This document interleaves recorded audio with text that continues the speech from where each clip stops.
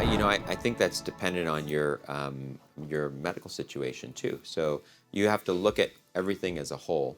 So right now I quote my patients bearing surface lifespan 30 to 40 years on certain bearings. So if you're 20, then you will need a revision in your future. If you're 50, if you're 60, you probably don't need a revision in your future if you look at life expectancy in the U.S. But you have to take. I mean, I saw an 87-year-old in my clinic yesterday, and she wants to proceed with a hip replacement. She's healthy. She takes one blood pressure medicine.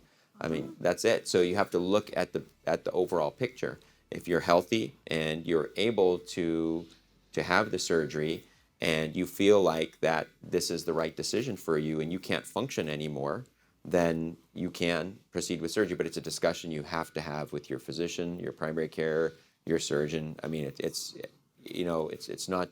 There's a big there's a bigger picture than age. So I don't disqualify anybody based on age.